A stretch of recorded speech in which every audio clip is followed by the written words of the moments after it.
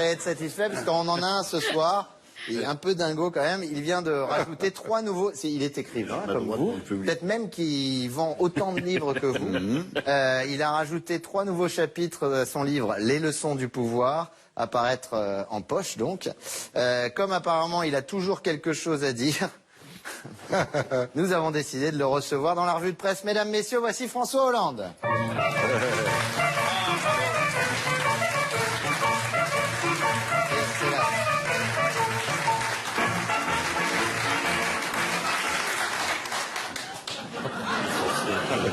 Ça s'arrange pas, oui.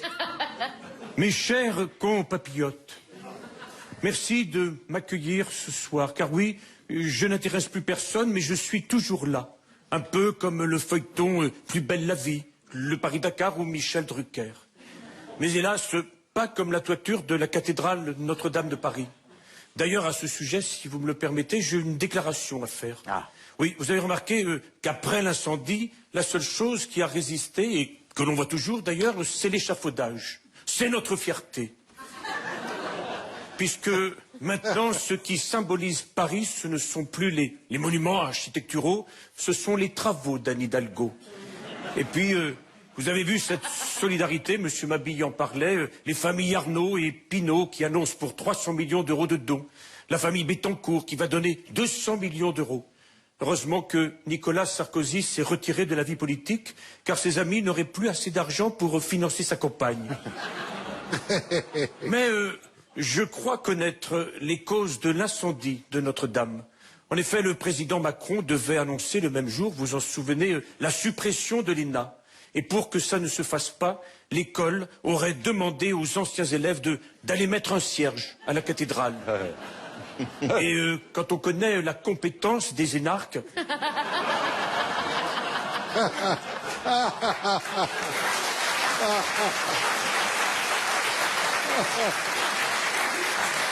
Pas étonnant qu'en voulant mettre un cierge, ils aient foutu le feu à tout l'édifice. C'est vrai. D'ailleurs, on la connaît, la compétence de l'ENA. La preuve, vous en sortez. Décidément, vous avez un avis sur tout, monsieur Hollande. J'ai surtout un avis. Oui. C'est amusant d'ailleurs, pendant 5 ans à l'Élysée, je n'ai eu aucune idée. Et maintenant, j'en ai plein. Avant, j'étais Guimauve le Conquérant, maintenant, je ramène ma fraise Tagada. En fait, je n'arrête jamais de casser les bonbons. C'est pour ça que je continue de donner des conseils à Emmanuel Macron, par exemple, pour l'aider à ne pas rater son quinquennat. Et quels conseils lui donnez-vous alors? Eh bien, voyez-vous, il veut introduire une dose de proportionnelle pour les élections législatives. Mais c'est complètement nul. Les élus des petits partis seront représentés à l'Assemblée nationale. Et ça, c'est comme un stagiaire quand il est titularisé dans l'administration. Avant, il ne sert pas à grand-chose. Après, il ne sert pas à grand-chose, mais il est payé.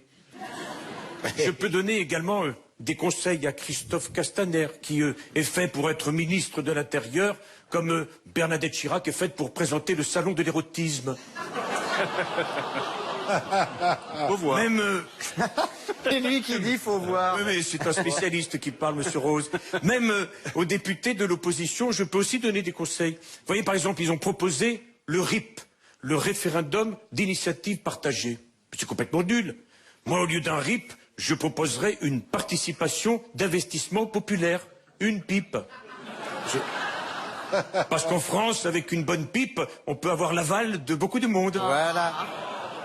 Et vous... Et on y est. Ah ben on est en plein dedans même, si je puis dire. Et vous pouvez aussi donner des conseils au Parti Socialiste, peut-être? Mais parfaitement, monsieur de Verdière. D'ailleurs, comme Emmanuel Macron a demandé que le 7 avril soit une journée de commémoration pour le génocide du Rwanda, j'ai proposé de commémorer aussi le génocide du Parti Socialiste.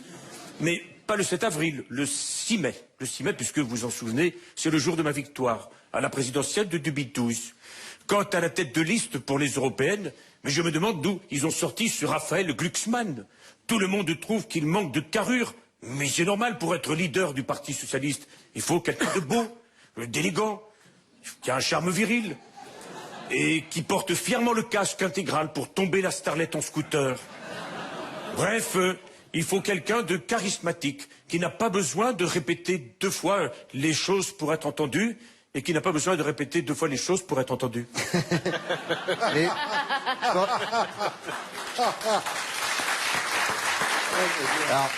Monsieur Hollande, Oui. qu'auriez-vous... Je vous en prie. Oui.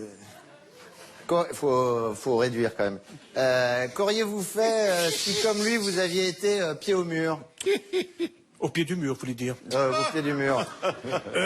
Moi, au pied du mur, j'aurais annoncé que je ne fermerai plus d'écoles ni d'hôpitaux, mais que je rouvrirai les maisons closes.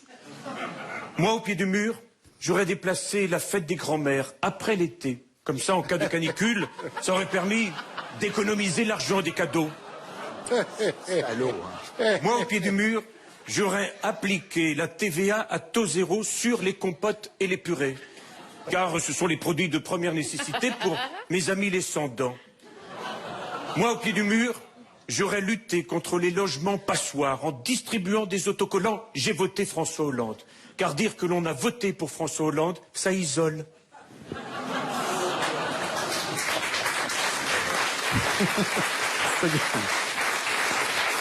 Moi, au pied du mur, j'aurais amélioré en même temps la mobilité des Français et leur sexualité, en créant parallèlement à Blablacar, Blabla Scooter. Et enfin, moi, au pied du mur, j'aurais fait pipi contre le mur pour marquer mon territoire, afin que plus personne ne puisse me piquer ma place, comme il a fait Emmanuel Macron. Je vous remercie. François